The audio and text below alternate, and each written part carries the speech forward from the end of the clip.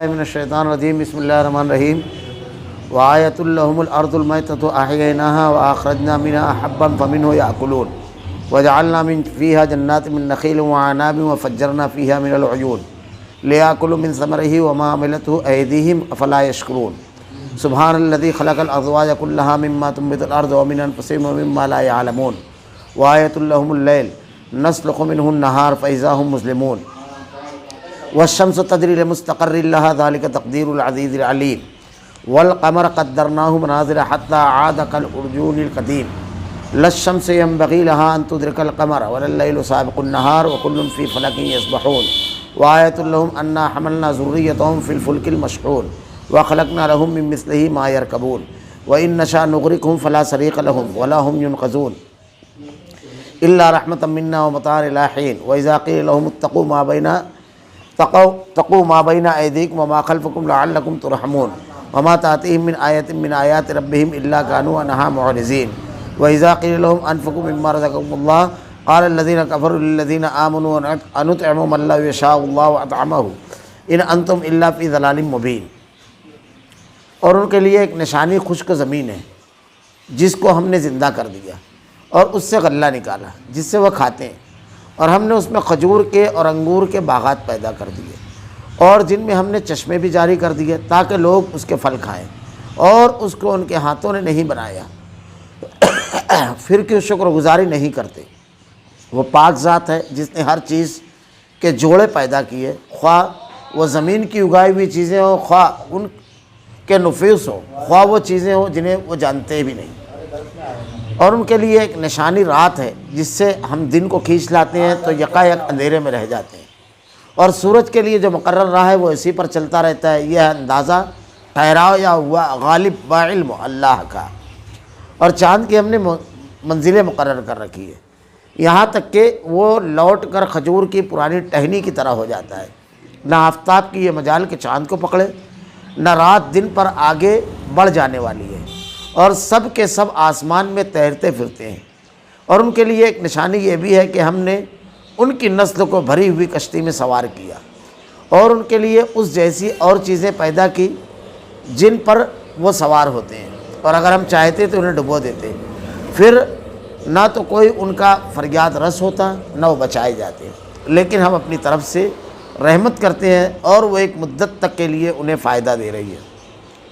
اور ان سے جب کبھی کہا جاتا ہے کہ اگلے پچھلے گناہوں سے بچو تاکہ تم پر رحم کیا جائے، اور ان کے پاس تو ان کے رب کی نشانیوں میں سے کوئی نشانی ایسی نہیں آتی جس سے وہ بے رخی نہ برتتے ہو، اور ان سے جب کہا جاتا ہے کہ اللہ کے دیے ہوئے میں سے کچھ دو تو وہ کفار ایمان والوں کو جواب دیتے ہیں ہم انہیں کیوں کھلائیں جنہیں اگر اللہ چاہتا تو خود کھلا پلا دیتا، تم تو ہو ہی کھلی گمراہی میں۔ وآیۃ لہم الارض المیتۃ احییناها واخرجنا منها حبا فمنه یأکلون۔ اور ان کے لیے ایک نشانی خشک زمین ہے جس کو ہم نے زندہ کر دیا اور اس سے غلہ نکالا جس سے وہ کھاتے ہیں۔ اللہ نے توحید کی دلیلیں پیش کی، اور وہ دلیلیں ہیں جن دلیلوں کے لیے آدمی کو کہیں جانا نہیں ہے، جس زمین کے اوپر وہ چلتا ہے ہر وقت جو اس کے پیروں کے نیچے رہتی ہے، اس دلیل کو قرآن میں بار بار اللہ رب العالمین کی توحید، ربوبیت، الوہیت اور اسماء و صفات کے بارے میں بار بار بیان کیا گیا ہے۔ یہ اس لیے بار بار بیان کیا جاتا ہے کہ ساری گناہوں اور خرابیوں کی جڑ اللہ کو نہ ماننا اور ساری خوبیوں اور اچھائیوں کی آماجگاہ توحید۔ اگر ایک آدمی اللہ کو نہیں مانتا ہے تو اللہ کے احکامات کو نہیں مانے گا، اور جب اللہ کے احکامات کو نہیں مانے گا تو اس کے مطابق زندگی نہیں گزارے گا، اور جب اس کے مطابق زندگی نہیں گزارے گا تو کسی کے حقوق نہیں ادا کرے گا، اور جب یہ نہیں کرے گا تو ظاہر سی بات ہے یا تو نفسانی خواہشات کے مطابق رہے گا یا شیطان کے راستے پر رہے گا، گمراہ ہو جائے گا وہ۔ تو ہدایت کا سرچشمہ، کلید، کنجی توحید ہے۔ ایک آدمی اللہ کو جب مانتا ہے، اللہ کی عظمت اور بڑائی اس کے دل میں جب راسخ ہو جاتی ہے تو اللہ رب العالمین کی محبت اور اللہ رب العالمین کو ماننے کا تقاضا یہ ہوتا ہے کہ محبوب کو راضی کرے، اللہ رب العالمین کو ناراض نہ کرے۔ پھر اللہ اس کو حکم دیتا ہے تمام کائنات کا خالق و مالک کی اس طرح زندگی گزار جیسے میں نے انبیاء کرام کے ذریعے تم کو زندگی گزارنے کا ضابطہ دیا ہے، تو ان ضابطوں کو وہ قبول کرتا ہے۔ اب ان ضابطوں کو قبول کرنے کے بعد وہ صراط مستقیم پر چلتا ہے، یعنی سارے فائدوں کی کلید اور کنجی ہے۔ اور یہ محبت جتنی زیادہ بڑھتی ہے، اللہ نے کہا وزادتہم ایمانا، ایمان بڑھتا ہے، یہ جتنی زیادہ بڑھتی ہے اتنی زیادہ اس کے دل میں اللہ کی محبت کی وجہ سے نیکی پر وہ حریص ہوتا ہے اور گناہوں سے ڈرنے اور نفرت کرنے والا ہوتا ہے، اتنا زیادہ۔ اس لیے کہ اللہ کو راضی کرنے میں اس کو ایسی لذت ملتی ہے کہ اگر اللہ تعالیٰ نے مال قربان کرنے کے لیے کہا تو پورا مال دے دیتا ہے اللہ کے راستے میں۔ اللہ نے وقت کی بات کہی، اس کی قربانی دیتا ہے، جان کی قربانی مسکراتے ہوئے۔ نیکیوں میں اس کو لذت ملتی ہے، اللہ کے راستے میں اگر اس نے کچھ دیا تو اس کو وہ لذت وہاں ملے گی دینے میں جو لذت اس کو اپنی ذات پر اور مختلف چیزوں پر خرچ کرنے میں نہیں ملے گی۔ عالی شان گھر بنائے گا لیکن وہ لذت و سرور جو اللہ کا گھر بنانے میں اس کو مل جائے، عالی شان بہترین کھانے کھائے گا لیکن کسی بھوکے کو اگر وہ کھلا دیا تو جس سرور سے وہ دو چار ہوگا، کہ یہاں صرف وہ کھانا نہیں ہے، یہاں پر اس کائنات کے خالق و مالک کی رضامندی اور اس کے حکم پر عمل ہے۔ یہ جو دو چیزیں ہیں، یہ چیزیں اس کو بہت آگے تک لے جاتی ہے۔ اور آہستہ آہستہ آدمی جب ایمان راسخ، مکمل ایمان راسخ ہوتا ہے، بڑھتا ہے، تو وہ انسانیت کے اعلیٰ مدارج طے کرتا ہے اور اللہ کا محبوب بندہ ہو جاتا ہے۔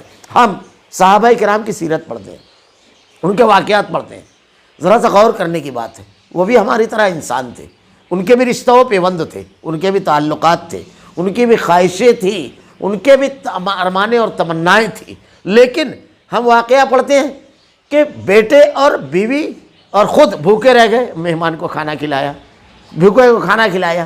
مال دینے کی بات آئی تو پورا مال کوئی لے کر آ گیا، کوئی آدھا لے کر کے آ گیا، کسی نے مزدوری کی رات بھر اور آدھا مال اپنی بیوی بچوں کو دیا اور آدھا وہ بھی بھوکے تھے اور آدھا اللہ کے راستے میں دے دیا۔ یہ واقعات جو ہم پڑھتے ہیں، یہ حضرت مصعب بن عمیر رضی اللہ تعالیٰ عنہ اتنے دولت مند تھے، اللہ نے اتنا مال دیا تھا کہ جو خوشبو استعمال کرتے تھے وہ خوشبو لگا کر جب وہ راستے سے گزرتے تو راستے سے تھوڑی دیر بعد کوئی گزرتا تو وہ خوشبو باقی رہتی تو کہتا مصعب بن عمیر گزرے، باہر سے ان کی خوشبو آتی تھی، یعنی جو عطر وہ استعمال کرتے تھے۔ لیکن جب اللہ کے دین اور اللہ کی توحید اور اللہ کے نبی صلی اللہ علیہ وسلم کی تعلیمات کو قبول کیا تو کیا نتیجہ نکلا کہ اللہ کے رسول صلی اللہ علیہ وسلم ایک مرتبہ بیٹھے ہوئے ہیں اور مصعب بن عمیر کے وہ صحابی ہیں، ان کو مقری کہا جاتا ہے، اللہ کے رسول صلی اللہ علیہ وسلم نے مدینہ میں ان کو ہجرت کے لیے جب حکم ہوا، جب یہ مدینہ گئے تو ان کو دعوت کی ذمہ داری دی تھی، اور اتنا زبردست و انداز تھا گفتگو کا، اپنی بات پیش کرنے کا، سامنے والے کے اشکالات اور جوابات دینے کا، کہ اللہ کے نبی کے مدینہ جانے سے پہلے ہر گھر میں اسلام کی آواز پہنچا دی، یعنی اسلام مدینہ کے لیے اجنبی نہیں رہ گیا۔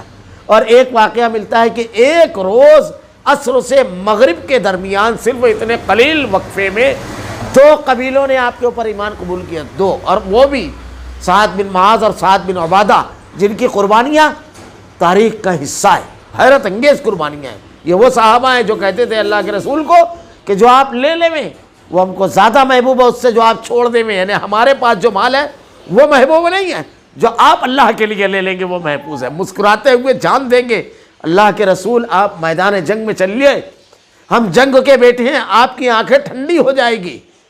اور اپنے ساتھیوں کے بارے میں ان کا مزاج یہ تھا کہ ہم جن ساتھیوں کو چھوڑ کر آئے ہیں بدر میں، چونکہ جنگ کا وہ نہیں تھا کہ جنگ ہو سکتی ہے، تو کہا وہ ہم سے زیادہ اتنے خیر خواہ وہ اپنے بھائیوں کے لیے، اسلام کے لیے حریص ہیں۔ تو یہ حضرت مصعب بن عمیر رضی اللہ تعالیٰ عنہ اللہ کے نبی بیٹھے ہوئے ہیں، آپ گزر رہے ہیں، آپ کے بدن پر جو چادر تھی اس میں چمڑے کا پیوند لگا ہوا تھا اور اسے سلا نہیں تھا، کانٹوں سے لگایا تھا۔ اللہ کے رسول صلی اللہ علیہ وسلم کی آنکھیں اشکبار ہو گئی، اور یہی صحابی ہے مصعب بن عمیر رضی اللہ تعالیٰ عنہ، بڑی شباہت تھی اللہ کے رسول صلی اللہ علیہ وسلم سے۔ غزوہ احد میں جب آپ شہید ہوئے تو جو چادر آپ کے بدن پر تھی، جب اس کو اڑایا جاتا تھا، سر ڈھانکا جاتا تو پیر کھل جاتا، اور پیر ڈھانکا جاتا تو سر۔ اللہ کے رسول صلی اللہ علیہ وسلم سے آ کر کے کہا گیا کہ اللہ کے نبی معاملہ ایسا ہے۔ وہ صحابی بہترین داعی اور مبلغ جنہوں نے اسلام کے لیے سب قربان کیے۔ اللہ کے رسول نے کہا کہ سر ڈھانک دو اور پیر پر جو ازخر نامی گھاس وہاں اگتی تھی وہ گھاس ڈال دو، یہ قربانیاں۔ تو یہ کس کی بنیاد پر آئی؟ اللہ کی محبت، اور اللہ کی محبت عقیدہ توحید کے بغیر نہیں آ سکتی۔ والذین آمنوا اشد حبا للہ، اللہ کی محبت اہل ایمان کے دل میں بڑی شدید ہوتی ہے، اس لیے بار بار اس آگ کو ہوا دی جاتی ہے تاکہ یہ شعلہ جوالہ بن جائے۔ ایمان کی چنگاری ہر دل میں ہوتی ہے، سلیقے سے اسے ہوا دی جائے تو شعلہ جوالہ بن جاتی ہے۔ اللہ نے انتہائی بہترین پیرائے اور اسلوب میں توحید کو سمجھایا ہے، آدمی کے دل میں اگر اتر جائے، بندگی کے معراج اس کو مل جائے اور وہ بندگی کے اعلیٰ ترین مقام پر پہنچ جائے۔ تو اللہ نے یہاں پر جو مثالیں دی ہیں، اللہ نے ان کے لیے ایک نشانی خشک زمین ہے جسے ہم نے زندہ کیا، اس سے غلہ نکالا جس میں وہ کھاتے پیتے ہیں۔ زمین بالکل خشک مردہ، اللہ نے بارش برسائی، اور اللہ نے بارش برسانے کے بعد اس زمین سے ہمارے کھانے کے لیے جو غلہ، جو ضروری چیز ہے، اس کو پیدا کیا۔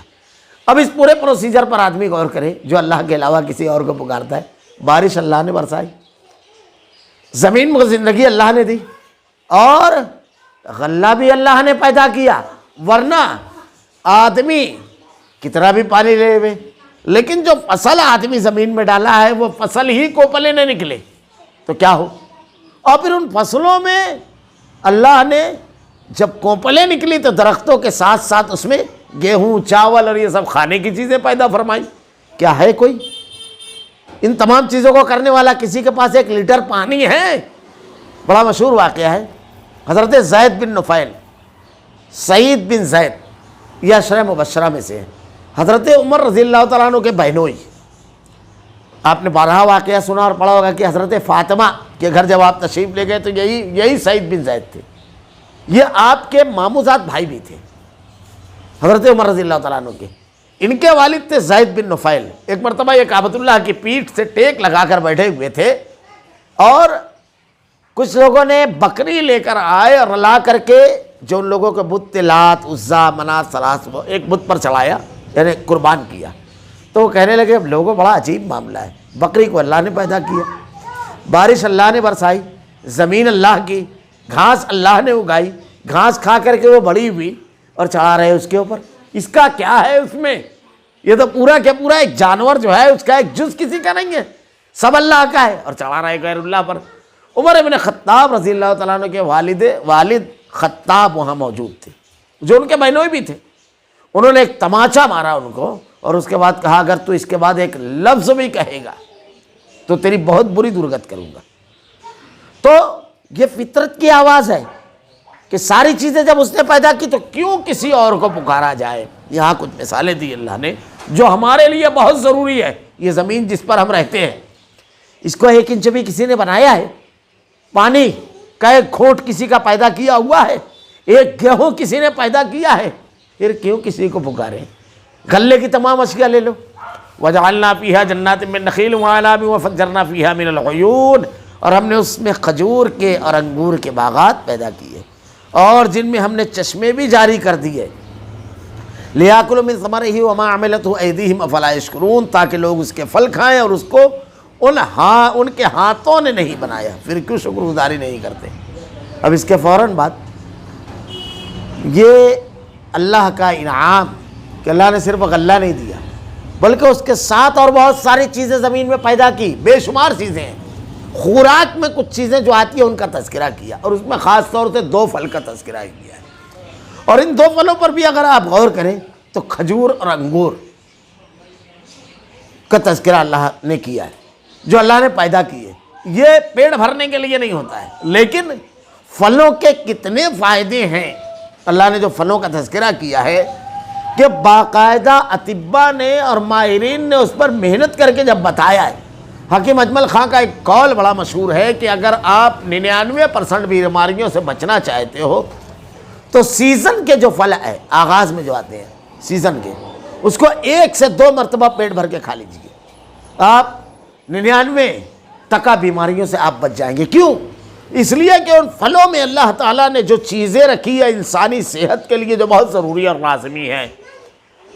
اب اس میں عجیب عجیب چیزوں کا لوگ نے تحقیقات کی، اور پتہ چلا کہ اللہ نے پھلوں کو جو پیدا کیا ہے تو ایک پھل دوسرے پھل، یہ جو پھل موسموں میں آتے ہیں اس کی ایک الگ خوبی ہے، اسی موسم میں باڈی کو ان پھلوں میں پیدا کی ہوئی چیزوں کی ضرورت ہوتی ہے، یعنی اندازے سے نہیں ہے، یہ علیم و خبیر رب کی طرف سے ہے۔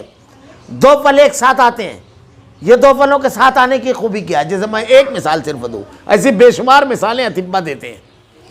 آم اور انگور، یہ جو دو پھل ہیں، اگر آم کھا لیں گے آپ اور انگور، تو آم کے جتنے فائدے ہیں صرف وہ جسموں میں باقی رہیں گے، اس کے پورے فساد کو معاف کیجئے گا۔ آم اور جامن، اگر آپ نے آم کھا لیا تو آم کے جتنے بھی فساد ہیں، اگر جامن اس کے بعد کھا لیا تو جامن اس کے تمام فساد کو ختم کر دے گا، اور جامن کے سارے فساد کو آم ختم کر دے گا۔ یعنی دونوں کے صرف فائدے یہ ساتھ اللہ نے پیدا کیے۔ تو اللہ تعالیٰ نے پھلوں کو جو سیزنوں میں پیدا کیے یہ ایک الگ بحث، اور اس کے ساتھ جو پھل پیدا کیے وہ ایک الگ تحقیق کی بات ہے۔ اور پھر ان پھلوں کو کے اندر جو خواص اللہ نے رکھے ہیں کہ کسی پھل کے کھانے سے کیا کیا چیزیں، کسی میں کیلشیم بہت زیادہ رکھ دیا، کسی میں اور کوئی چیز، تو اس میں جو رکھا ہے انسانی صحت کے لیے وہ ایک الگ بحث، کیونکہ پھلوں سے علاج باقاعدہ کتابیں وغیرہ آپ کو ملے گی اس عنوان پر۔ تو اللہ نے دو پھلوں کا یہاں تذکرہ کیا، اور ہم نے چشمے بھی جاری کیے تاکہ لوگ اس پھل کو کھائیں۔ کس لیے پیدا کیا؟ کھانے کے لیے، اور اس کو ان کے ہاتھوں نے نہیں بنایا، پھر کوئی شکر گزاری نہیں کرتے۔ پھل کھا رہے ہو، اس کے فوائد حاصل کر رہے ہو، لذت کام و دہن بھی ہو رہا ہے، اور اس کے ساتھ ساتھ مال بھی آ رہا ہے جو اگا رہا ہے اس کے پاس۔ اب جو پانی ہے وہ بھی اللہ کا دیا ہوا ہے، تو بالکل یقینی چیز ہے کہ اس کے شکر گزاری کرنا چاہیے۔ بڑی عجیب و غریب چیز ہے، دو چیزیں ہوتی ہیں شکر گزاری میں۔ ایک تو یہ ہوتا ہے جس کا ہے اس کا شکر ادا کیا جائے، اس کی تعریف و توصیف کی جائے، یا اس کے مہربانی کا تذکرہ کیا جائے۔ عام زندگی میں دیکھیے آپ کہ ایک آدمی کسی کے ساتھ اگر کوئی احسان کا معاملہ کرتا ہے تو شکر گزاری کا جملہ اس گلی میں رہنے والے کسی تیسرے کے پاس کوئی جا کر کے بولے لگے کہ بہت زبردست تو آدمی ہو یار، آپ اس گلی میں رہتے ہو، اتنے اچھے دوست ہو ان کے، جس نے دیا اس کو کچھ نہیں بول رہا ہے، اس کے بعد جا کر شکر ادا کر رہا ہے اس کا، تو وہ بھی بولے گا کہ تو بیوقوف آدمی ہے، جس نے تیرے برے وقتوں میں تیرے کام آیا، تیرے ساتھ احسان کیا، اس کا شکر ادا کر، میرا تو اس میں کوئی حصہ ہی نہیں ہے۔ کمائی اس کی ہے، دل میں اس کے بات آئی، مال اس نے دیا، سب کچھ اس کا ہے، میں تو صرف اس گلی میں رہتا ہوں، میرے اچھی دوستی ہے، بس اس کے سوا کچھ نہیں ہے، اور میرے بولنے پہ بھی نہیں کیا تھا اس سے کہ یار میں نے اگر کہہ دیا تو چلو کروں۔ اللہ نے یہ جو انعامات کی بارش کی ہے کیا کسی سے پوچھ کر کی ہے؟ کسی کے کہنے پر کی ہے یہ ساری انعامات؟ پہلی چیز تو یہ عجیب حماقت کی بات ہے، شرک۔ اللہ تعالیٰ نے کہا وَمَنْ يَرْغَبُ عَنْ مِلَّةِ إِبْرَاهِيمَ إِلَّا مَنْ سَفِهَ نَفْسَهُ، حضرت ابراہیم علیہ السلام کی پیروی نہیں کرنے والے بے وقوف ہیں۔ یہ عنوان نہیں ہے، کسی موقع پر انشاءاللہ رک کر کے اس کی تفصیلی گفتگو کرو۔ مشرک سے بڑا بے وقوف کوئی نہیں ہوتا ہے، سب سے بڑا بے وقوف، ذرا سا آپ تجزیہ کرو گے اس کی بات اس کی حماقت سمجھ میں آ جائے گی۔ اب دوسری چیز، دوسرے کا شکر نہیں ادا کرنا، یہ چیز، اب اس نے دیا ہی نہیں ہے، اس کو شریک نہیں کرنا، اور دینے والے کا شکر نہیں ادا کرنا جس نے دیا ہے، اس کے احسان کو نہ ماننا۔ کیا بولا جاتا ہے اس کو؟ ہمارے سماج اور معاشرے میں معمولی سے کا آدمی احسان کرتے ہوئے تو احسان فراموش کہتا ہے کہ اس کی طرف پلٹ کر بھی نہیں دیکھ رہا ہے آدمی۔ جو عزت و مقام اس کو دینا چاہیے، ایک مجلس میں گیا وہ تو اپنی کرسی کس کے لیے خالی کی؟ دوسرے کے لیے، وہ دیکھ رہا ہے یہ عزت و مقام نہیں دے رہا ہے، اپنے بچوں کو کہہ رہا ہے کہ ہمیشہ اس کا خیر خواہی کرنا، اس کی تعظیم کرنا، اس کے بارے میں کچھ نہیں کہہ رہا ہے۔ بھلا بتاؤ عقل و شعور کی محفلوں میں اس قسم کے انسان پر کیا تبصرہ ہوگا، کیا تبصرہ ہوگا؟ اب یہ تمام چیزیں اس کائنات کے خالق و مالک، کوئی مثال نہیں دی جا سکتی، اس کی مثال نہیں دی جا سکتی، لیکن ذرا سمجھ گیا اللہ نے جو مثالیں دی ہیں اس کے ذریعے کہ آدمی کیا کر رہا ہے۔ اللہ نے کہا کھاؤ اپنے ہاتھوں نے، پھر کیوں شکر گزاری نہیں کرتے؟ سبحان الذی خلق الازواج کلھا مما تنبت الارض من انفسهم مما لا یعلمون، وہ پاک ذات ہے جس نے ہر چیز جوڑے سے پیدا کی، خواہ وہ زمین کی اگائی ہوئی چیزیں ہو، خواہ ان نفوس میں سے ہو، خواہ وہ چیزیں ہو جنہیں وہ جانتے ہی نہیں۔ اللہ نے ہر چیز کو جوڑے سے پیدا کیا ہے، کائنات کی ہر چیز جوڑے کی ہے۔ اللہ نے انسانوں کے جوڑے پیدا کیے، جانوروں کے جوڑے پیدا کیے۔ آپ دیکھتے جائیے، تحقیقات نے بتایا درختوں میں نر اور مادہ ہوتے ہیں۔ نر درخت جو رہتا ہے اس کی الگ خصوصیت رہتی ہے، مادہ درخت جو رہتا ہے اس کی الگ خصوصیت رہتی ہے۔ جانوروں میں نر اور مادہ ہے۔ صرف اتنا ہی نہیں ہے، اللہ نے یہ ارشاد فرمایا جن چیزوں کو ہم جانتے ہیں تو ہے، جن کو ہم نہیں جانتے، علم جہاں تک نہیں جا سکا۔ کل کے لوگ نہیں جانتے تھے کہ درختوں میں بھی نر اور مادہ رہتے ہیں۔ کل کے لوگ اور بھی بہت ساری نر اور مادہ نہیں جانتے تھے۔ بہت ساری چیزوں میں نر اور مادہ ہوتا ہے، دوسری چیزوں کے اندر بھی، حتیٰ کہ سخت مادی چیزوں کے اندر بھی نر و مادہ پائے جاتے ہیں۔ تو یہ تمام چیزیں کل لوگ نہیں جانتے تھے، مزید آگے کی تحقیقات بیان کیجیے گی۔ اور صرف اتنا نہیں ہے، جوڑے سے ہر چیز پیدا کی، اس جوڑے سے پیدا کی بھی ان تمام چیزوں کو دیکھ کر کے آپ غور کیجئے کہ زندگی کو پیدا کیا تو اس کی کوئی جوڑا ہونا چاہیے۔ دنیا کو جب پیدا کیا تو اس کا کوئی جوڑا ہونا چاہیے۔ آخرت نیکی ہے تو اس کا بھی جوڑا ہونا چاہیے کہ اس کا صلہ، بدی ہے تو اس کا بھی جوڑا ہونا چاہیے کہ اس کا عذاب، گناہ کا۔ ہر چیز اللہ نے جوڑے سے پیدا کی۔ یہ جوڑے بتاتے ہیں تم جو کر رہے ہو کون سا جوڑا تیار کر رہے ہو، اور تم کو مرنے کے بعد اللہ کے سامنے کھڑے ہونا ہے۔ یہ چیزیں توحید کی دلیلیں دیکھیے، پہلے زمین کے اندر کی دی گئی، چلتا پھرتا ہے، پھر ہر دن کچھ نہ کچھ وقت تو کھانا کھاتا ہے، 3 ٹائم کم سے کم کھاتا ہے، پانی کی ضرورت پڑتی ہے۔ سب ایسی چیزیں ہیں جس کا تعلق کسی ڈگری سے نہیں ہے، انسان کی فطرت سے ہے۔ اور پھر اس کے بعد جوڑے سے، خود وہ میاں بیوی ہے، خود وہ دیکھ رہا ہے اپنے بچوں کے لیے بہو اور اپنی بیٹیوں کے لیے داماد، جوڑے وہ خود تلاش کرتا ہے۔ اور اللہ کی اس نشانی کو دیکھنے کے باوجود کیا کہا اللہ نے؟ وَآیَةٌ لَهُمُ اللَّيْلُ نَسْلُخُ مِنْهُ النَّهَارَ فَإِذَا هُمْ مُسْلِمُونَ، اور ان کے لیے ایک نشانی رات ہے جس سے ہم دن کو کھینچ لاتے ہیں تو یکا یک اندھیرے میں رہ جاتی ہے۔ اللہ نے ایک جوڑے کا اور تذکرہ کر دیا یہاں پر، رات اور دن، اجالا اور اندھیرا سب چیزیں ہیں، تو یہاں پر اس کا بھی تذکرہ کر دیا کہ تم غور کرو۔ اگر صرف رات رہے تو روشنی نہ ہو تو کام کرنا بڑا مشکل ہو جائے۔ لاک ڈاؤن جب پاور کی کمی ہوتی ہے، اور جب کیا کہتے ہیں وہ اس کو، جب پاور یعنی 2 گھنٹہ 3 گھنٹہ نہیں آئے گی، لوڈ شیڈنگ، تو لوڈ شیڈنگ جب شروع ہوتی ہے تو اس تکلیف کا ہم کو اندازہ ہو جاتا ہے کہ کتنی قیمتی ہے روشنی۔ اللہ نے ایسا چمکتا ہوا سورج نکالا ہے، کسی کو روشنی کا شکوہ نہیں ہے۔ اب اگر کوئی کرے گا تو اس کو اپنی آنکھ کا علاج کرانا ہے، روشنی کا شکوہ نہیں کر سکتا۔ اور رات اگر نہ ہوتی، صرف دن ہوتا، تو یہ سب کا سکون، یہ ہماری زندگی کے کام کاج، یہ کیسے کیا چلتے، اس کے تصور سے آدمی کانپ جاتا ہے۔ یہ وقت تو ہے جو آدمی اپنی بیوی بچوں کو دیتا ہے، جو اپنے جسم کو آرام دیتا ہے، کیا ہوتا پھر؟ اللہ نے ارشاد فرمایا، دیکھو والشمس تجری لمستقر لہا ذالک تقدیر العزیز العلیم۔ اب یہ رات دن سے بھی ہم گزر رہے ہیں، دن بھر بھی ہم چمکتا ہوا سورج کی روشنی توحید کی طرف بھی آتی ہے، رات کی میٹھی نیند کے آدھی موت کے بعد پھر اٹھ جاتے ہیں ہم، یہ بھی ہم کو توحید کی طرف بلاتی ہے۔ اگر وہ نیند کھینچ لے وے تو سلا نہیں پاتا کوئی، اگر وہ چین و سکون کھینچ لے وے تو سلا نہیں پاتا۔ والشمس تجری لمستقر لہا ذالک تقدیر العزیز العلیم، سورج کے لیے جو مقرر رہا ہے وہ اسی راہ پر چلتا ہے۔ یہ ہے اندازہ ٹھہرایا ہوا غالب با علم اللہ کا، تجری لمستقر لہا ذالک تقدیر العزیز العلیم۔ سورج اپنے مدار پر گردش کر رہا ہے، اللہ نے کیا ارشاد فرمایا؟ جو مقرر رہا ہے اسی پر چلتا ہے۔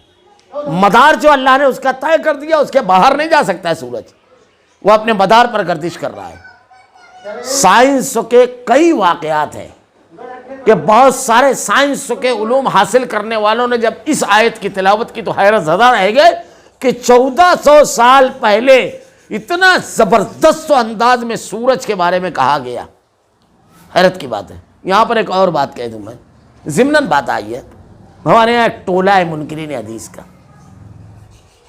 تو ان کو قرآن نہیں سمجھتا ہے، اور قرآن نہ سمجھنے کی بنیاد پر حدیثوں کا انکار کرتے ہیں، اور ان کو یہ ذہن ہوتا ہے کہ ہم کو قرآن بہت سمجھتا ہے۔ تو ایسے ہی ایک ٹولے سے ہماری ملاقات ہوئی، تو میں نے اس سے کہا کہ قرآن میں اللہ تعالیٰ ارشاد فرماتا ہے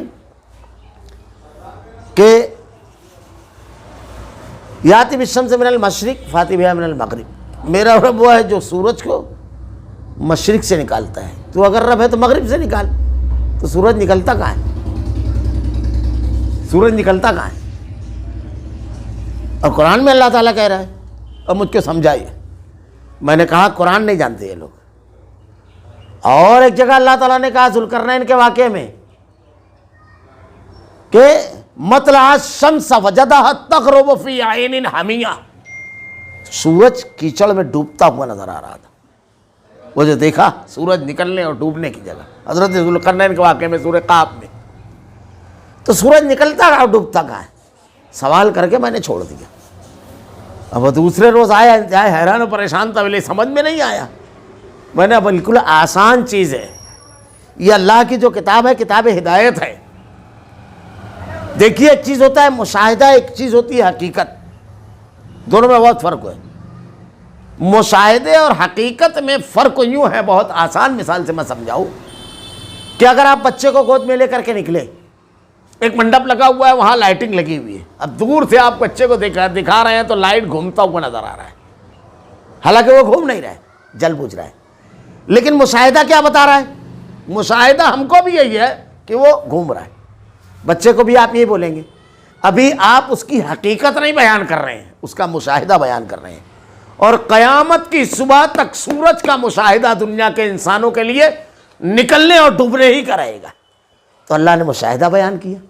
اب جب سورج کی حقیقت کی بات آئے گی کہ اس کے علم کیا ہے، اس کی حقیقت کیا ہے، تو اس آیت کو تلاوت کر جائیں گے، وَالشَّمْسُ تَجْرِي لِمُسْتَقَرٍّ لَهَا ذَلِكَ تَقْدِيرُ الْعَزِيزُ الْعَلِيمُ، یہ اس کا علم اور اس کی حقیقت یہ ہے کہ وہ اپنے مدار پر گردش کر رہا ہے، یہ اس کی حقیقت اور اس کا علم ہے۔ اللہ نے ارشاد فرمایا یہ کس کا ہے کہ اپنے مدار پر گردش کر رہا ہے؟ ذرا سا بھی مدار کے باہر اگر سورج ہو جائے تو کیا ہوگا؟ سائنس کا معمولی علم رکھنے والا سمجھ سکتا ہے کہ یہ جو سیارے، ستارے، ثوابت سب تیزی کے ساتھ اس کے ٹکرا جائیں گے اور پورا نظام شمسی درہم برہم ہو جائے گا۔ کیا کہا؟ غالب با علم، یہ اندازہ کس کا ٹھہرایا ہوا؟ یہ مدار کس کی بنائی ہوئی ہے؟ غالب، اتنا غالب ہے کہ اس کو پوری مدار کو کنٹرول کیا ہوا ہے۔ سورج کو ایسا ایڈجسٹ کیا گیا ہے کہ مدار کے باہر جا ہی نہیں سکتا، اور اس کے لیے کنٹرول کرنے کی قوت چاہیے اور غلبہ چاہیے، کیونکہ یہ مخلوق اتنی طاقتور اور اتنی بڑی ہے کہ ساری قوتوں سے بڑھ کر کوئی ذات ہونا چاہیے، ساری چیزوں سے بڑھ کر کے جو اس کو غلبہ اور کنٹرول۔ اللہ نے کہا وہی صفتیں بیان کی۔ قرآن میں جب آیتیں ختم ہوتی ہے تو اللہ تعالیٰ جو صفتیں وہاں بیان کرتا ہے اس کی بڑی حکمت ہوتی ہے، اس سے آیت کے جو مضمون ہے اس کا بڑا گہرا تعلق ہے۔ تقدیر العزیز العلیم، اللہ نے ارشاد فرمایا غالب با علم کا ہے، وہ جانتا ہے۔ سورج کے مدار کی گردشیں تو ہم کو بھی نہیں معلوم تھی، آپ کو معلوم ہے ابھی کل کی بات ہے، بہت پرانی بات نہیں ہے۔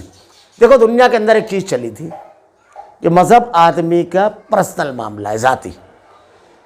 لوگوں نے اس کو کہنا شروع کر دیا، مسلمانوں میں بھی کچھ تھوڑا سا پڑھ لیتے ہیں تو وہ لوگ بھی کہنے لگتے ہیں، یہ لا علمی کی وجہ سے۔ اصل بات یہ ہے یہ یورپ سے آئی۔ یورپ مسیحیت جو ہے اس کے اندر علماء نے علم دشمنی پیدا کر دی تھی، تو کئی مقامات پر سائنسوں کی تحقیقات جب سامنے آئی تو مسیحیت کی عمارت ڈھائی گئی۔ اسلام ایسے کسی بھی نقص سے پاک ہے، انسان جب تحقیق کرے گا تو ایمان اس کا بڑھ جائے گا اور وہ بے ساختہ کہے گا ساری تعریف کے لائق ذات رب العالمین کی ہے۔ ایسا کبھی نہیں ہوا۔ تحقیقات غلط ہو سکتی ہے، اسلام کی تعلیم غلط نہیں ہو سکتی، وہ سائنس کی آنکھوں میں آنکھیں ڈال کر بات کرتا ہے۔ میں نے اس سے پہلے تذکرہ کیا تھا کہ یورپ میں ایک ڈاکٹر پکڑا گیا تو بچے کی جو پیٹ میں پرورش ہوتی ہے تو اللہ نے اس کے بارے میں قرآن میں بالکل سادے الفاظ ہیں، لوتھڑا رہتا ہے، پھر اس پر ہڈیاں اللہ چڑھاتا ہے، پھر اس کے تمام چیزیں اس کی جو بنتی ہے خد و خال اس کو دیکھنے کے لیے بہت ساری عورتوں کا اس نے قتل کیا، یعنی پیٹ چیر کر کے دیکھتا تھا۔ جب وہ پکڑا گیا تو وہ کہتا کیا ہے، میں انسانیت کی خدمت کے لیے یہ کام کیا۔ اس طرح قتل کیا اس بیوقوف نے، اور کہتا ہے انسانیت کی خدمت کے لیے۔ تو اس کے پاس جیل میں کسی عالم نے جا کر کے کہا کہ تو اتنا کہہ رہا ہے، اللہ تعالیٰ نے قرآن میں دیکھو یہ بیان کیا، تو وہ کہتا ہے جس کے لیے میں یہ سب کیا، برسوں تحقیق میں لگا رہا، چند جملوں میں کہہ دیا۔ ماضی میں کوئی نہیں جانتا تھا کہ انسان 3 اندھیریوں میں پیدا ہوتا ہے، تین اندھیریوں میں اللہ تعالیٰ نے اس کو پیدا کیا۔ ایک پیٹ کی اندھیری، ایک رحم مادر جہاں پر حمل واقع ہوتا ہے اس کی اندھیری، بچے دانی کی جس کو ہم کہتے ہیں، اور ایک وہ جھلی جو اس کے جسم پر لپٹی ہوتی ہے بچے کی۔ اللہ نے کہا 1400 سال پہلے اللہ نے تین اندھیریوں میں پیدا کیا۔ اللہ نے 1400 سال، میں 1-2-4 مثالیں دے رہا ہوں صرف، وہ اللہ نے 1400 سال پہلے کہا کہ مشرکین کی مثال، کافروں کی مثال ایسے ہے جیسے کانما یصعد فی السماء، جیسے کوئی آدمی بلندی کی طرف، آسمان کی طرف چڑھتا ہے اور اس کا دم گھٹنے لگتا ہے۔ 1400 سال پہلے کوئی نہیں جانتا تھا کہ زمین سے جتنا آپ بلندی کی طرف جائیں گے آکسیجن کم ہوتی شروع ہو جائے گی، اور پھر ایک خاص مقام پر پہنچنے کے بعد آکسیجن ختم ہو جاتی ہے، وہاں ہوا نہیں ہے۔ اللہ نے کیا ارشاد فرمایا، جیسے آسمان کی طرف یا 1400 سال پہلے، ایسی بہت ساری مثالیں دی جا سکتی ہے۔ تو یہ ان لوگوں کا معاملہ تھا۔ اس لیے کیوں تھا کہ عیسائیوں کے ہاں یہ عقیدہ تھا کہ حضرت عیسیٰ علیہ السلام کو اللہ کا بیٹا مانتے ہیں، اور ہمارے یہاں بہت سارے جہالت کی بنیاد پر کرسمس کے موقع پہ مبارکباد بھی دیتے ہیں۔ وہ اتنی بڑی بدعقیدگی ہے، اور اس کی مبارکباد دینا، شرک کی مبارکباد دیتا ہے آدمی۔ تو کرسمس حضرت عیسیٰ علیہ السلام کے بارے میں ان کا عقیدہ ہے اللہ کے بیٹے ہیں، اور یہ زمین پر آئے، اس لیے اس کائنات کا سب سے زیادہ افضل سیارہ زمین ہے۔ تو زمین کے گرد یہ چاند، یہ سورج، یہ ستارے سب گردش کرتے ہیں، ان کا عقیدہ تھا۔ تحقیقات جب شروع ہوئی تو پھر وہ مشہور تاریخ کا واقعہ ہے، غلیلیو کو چرچ میں بلایا گیا۔ جب اس نے یہ تھیوری پیش کی تو چرچ میں بلا کر کے اس سے کہا گیا کہ تم معافی مانگو، اس لیے کہ تم نے تقدس کے اس مقام کو کہا یہ خود اپنے مدار پر گردش کر رہی ہے، اور یہ تو خود نظام شمسی کا حصہ ہے۔ اس نے معافی مانگی۔ معافی مانگنے کے بعد جب چرچ کے دروازے پر گیا تو پلٹ کر کے کہتا ہے میں نے اگرچہ معافی مانگ لی، لیکن بات یہ میں علم اور تحقیق کی بنیاد پر کہہ رہا ہوں۔ نتیجہ اسے جیل کی سلاخوں میں ڈال دیا گیا۔ یہ سب ان لوگوں نے کیا، قرآن نے تو 1400 سال پہلے کہہ دیا تھا، وَالشَّمْسُ تَجْرِي لِمُسْتَقَرٍّ لَهَا ذَلِكَ تَقْدِيرُ الْعَزِيزِ الْعَلِيمِ۔ کبھی رکاوٹ نہیں ڈالی تحقیق کے راستے میں، علم کے راستے میں۔ اور مخلوق کو جب خالق آدمی مان لیتا ہے تو مخلوق کی تحقیق کیا کرے گا، اس کی تو پوجا کرنے لگتا ہے آدمی، تو مخلوق کی حقیقت تک کیسے سمجھے گا۔ اور چاند کی ہم نے والقمر قدرناہ منازل حتی عاد کالعرجون القدیم، اور چاند کی ہم نے منزلیں مقرر کر رکھی ہے، یہاں تک کہ وہ لوٹ کر کھجور کی پرانی ٹہنی کی طرح ہو جاتا ہے۔ ہم چاند کو دیکھتے ہیں کہ وہ چھوٹا ہوتے ہوتے بالکل کھجور کی ٹہنی خشک ہونے کے بعد اسی طرح راؤنڈ ہوتی ہے جیسے چاند ہو جاتا ہے۔ یہ خود چاند اس طرح چھوٹا ہو جاتا ہے۔ سورج اپنے مدار پر گردش کر رہا ہے اللہ کے حکم سے۔ اتنی بڑی بڑی مخلوقات جب اللہ کے احکامات کی پابند ہے تو ایک پہلو تو یہ ہے کہ تم کیا کر رہے ہو، تم خود سوچو۔ اللہ کے جتنی بھی مخلوقات ہیں، اللہ تعالیٰ نے ارشاد فرمایا سب صبح اور شام اللہ کو سجدہ کرتے ہیں، اس لیے ہر مخلوق کا سایہ ہے۔ ہمارے یہاں لوگ بولتے ہیں سایہ ہی نہیں ہے، ہر مخلوق کا سایہ ہے، سب کے سائے سجدے کرتے ہیں۔ 13ویں پارے میں وہ بحث تفصیل کے ساتھ گزر چکی۔ اور یہ مخلوقات خود کسی کے حکموں کی پابند ہے تو خالق پہ نہیں ہے، یہ بھی رد ہو گیا۔ اب جو لوگ سورج کی پوجا کر رہے ہیں، چاند کی پوجا کر رہے ہیں، ان کا بھی رد ہو گیا، ستاروں کے، سیارے کے، اور ان کو نفع اور نقصان کا مالک کر رہے ہیں۔ ہمارے یہاں جیسے لوگ یہ ہفتہ کیسا رہے گا، میں اکثر کہا کرتا ہوں یہ معمولی چیز نہیں ہے۔ اللہ کے رسول نے ارشاد فرمایا کسی نجومی کے پاس اگر جا کر کے آدمی اس کی تصدیق کرتا ہے 40 دن کی، صحیح مسلم کی روایت، نماز قبول نہیں ہوتی ہے۔ اب ایسا اخبار ہم اپنے گھر میں لے کر آ جاتے ہیں جس میں لکھا ہوتا ہے ایک منجم و جبار فلاں فلاں، یہ ہفتہ آپ کا کیسا رہے گا، پہلا حرف دیکھ کر کے دیکھیے۔ اب گھر میں کسی نے اگر دیکھ لیا تو ہوا کیا نقصان، اس لیے ایسے اخبارات، ایسے رسائل سے دور رکھنا چاہیے. یہ ہمارے ہاں جو گلیوں میں مٹھو لے کر کے گھومتے رہتے ہیں، جن کو خود کا پتہ نہیں ہوتا ہے، دوسروں کی تقدیر بتاتے ہیں. مذاقاً بھی یہ سب کو نہیں کرنا چاہیے. بہت اہم چیز ہے. عقیدے اور منہج اور عبادت کی حفاظت یہ اہم چیز ہے. تو اللہ نے ارشاد فرمایا انا آفتاب کو للشمس ينبغي لها ان تدرك القمر ولا الليل سابق النهار وكل في فلك يسبحون. دن پر انا آفتاب کو یہ مجال کو چاند کو پکڑے نہ رات دن پر آگے بڑھ جانے والی ہے.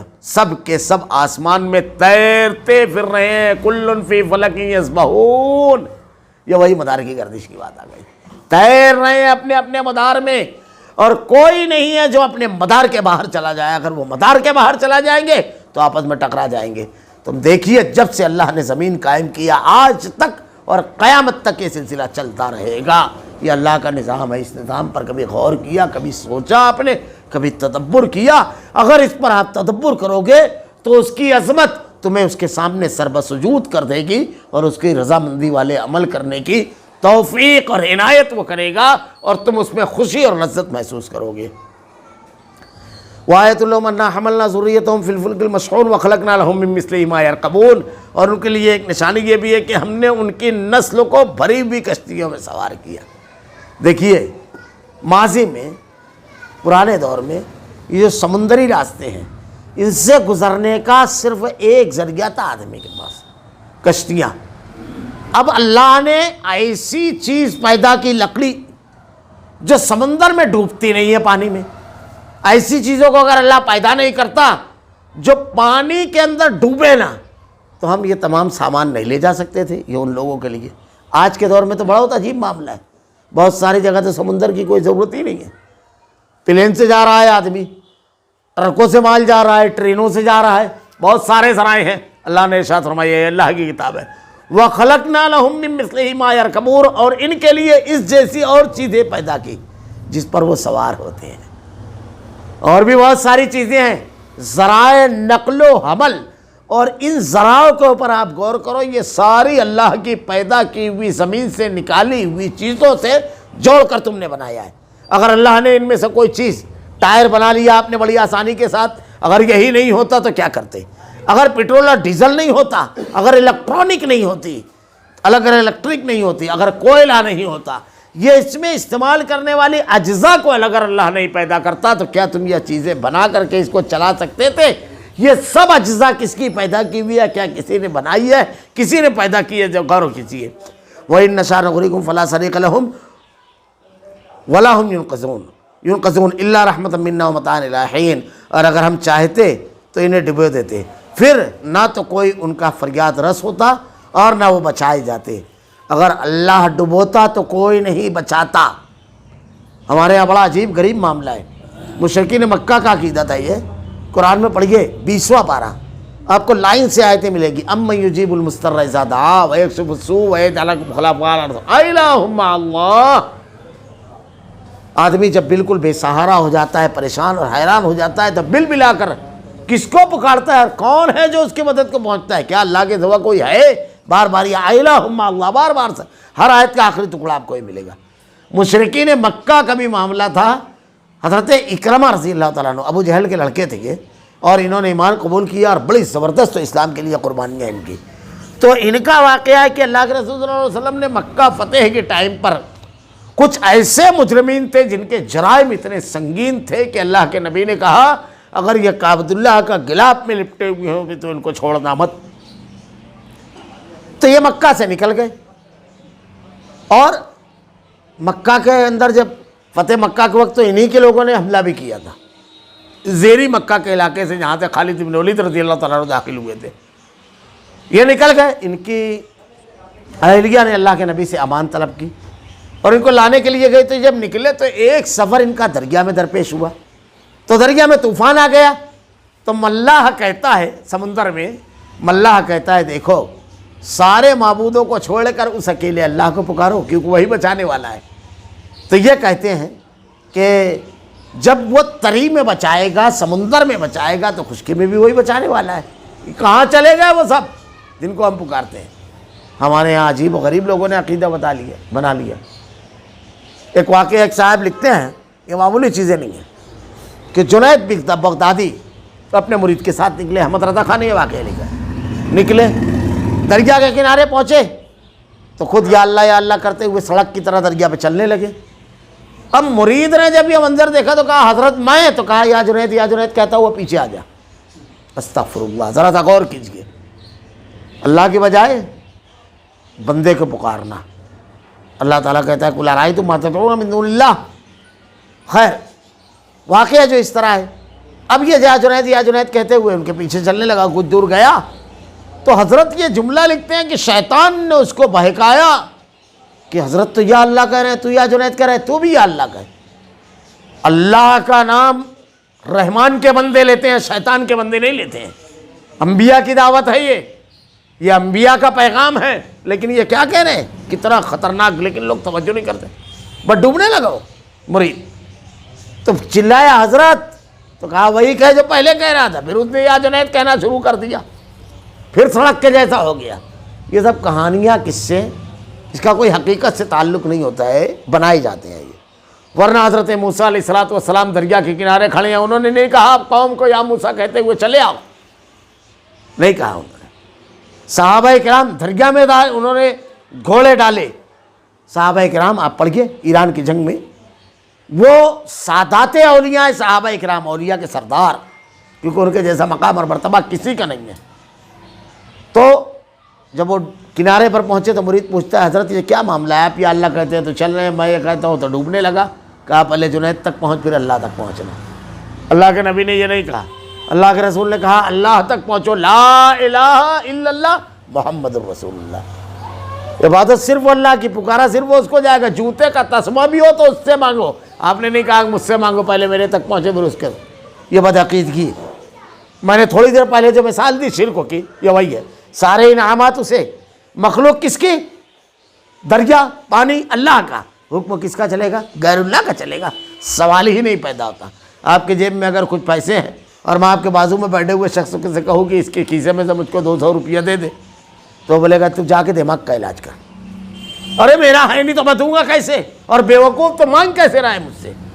اس سے مانگ جس کی جیب, جس کا پیسہ, یہ ساری کائنات اس خالق ارض و سما کی, اور مانگا جائے اس سے جس کا کچھ نہیں. اللہ نے ارشاد فرما دیا ہے ان تکم مثقال, اللہ نے ارشاد فرما دیا ہے مالا یملک مثقال ذرۃ فی السماوات ولا فی الارض, ذرے کے برابر بھی کسی چیز کا کوئی مالک نہیں ہے. بالکل واضح اعلان ہے. اللہ تعالیٰ ارشاد فرما رہے ہیں وَإِذَا قِيلَ لَهُمُ اتَّقُوا مَا بَيْنَ إِلَّا رَحْمَةً مِنَّا وَمَتَاعًا إِلَىٰ حِينٍ. لیکن ہم اپنی رحمت, اپنی طرف سے رحمت کرتے ہیں اور ایک مدت تک کے لیے انہیں فائدہ دے رہے ہیں. اللہ کی رحمت دیکھیے کہ ہر کافر, مشرک, نافرمان کو بھی اللہ کے انعامات اسی طرح مل رہے ہیں جس کا ہم مشاہدہ کر رہے ہیں. وَإِذَا قِيلَ لَهُمُ اتَّقُوا مَا بَيْنَ أَيْدِيكُمْ وَمَا خَلْفَكُمْ لَعَلَّكُمْ تُرْحَمُونَ وَمَا تَأْتِيهِم مِّنْ آيَةٍ مِّنْ آيَاتِ رَبِّهِمْ إِلَّا كَانُوا عَنْهَا مُعْرِضِينَ. اور ان کے پاس تو ان کے رب کی نشانیوں میں سے کوئی نشانی ایسی نہیں آتی جس سے وہ بے رخی نہ برتتے ہوں. اور ان سے جب کہا جاتا ہے کہ اگلے پچھلے گناہوں سے بچو تاکہ تم پر رحم کیا جائے, تو ان کے پاس تو ان کے رب کی نشانیوں میں سے کوئی نشانی ایسی نہیں آتی جس سے وہ بے رخی نہیں برتتے. کتنی نشانیاں بیان کی گئی, اور بھی بے شمار نشانیاں ہیں, توحید کی بے شمار دلیلیں ہیں, لیکن سب چیز کی طرف سے بے رخو دیکھتے ہی نہیں ہیں اس کی طرف. کیا کہا اللہ نے وَإِذَا قِيلَ لَهُمْ أَنفِقُوا مِمَّا رَزَقَكُمُ اللَّهُ قَالَ الَّذِينَ كَفَرُوا لِلَّذِينَ آمَنُوا وَنُطْعِمُ مَن لَّا يَشَاءُ اللَّهُ وَأَطْعَمَهُ إِنْ أَنتُمْ إِلَّا فِي ضَلَالٍ مُّبِينٍ.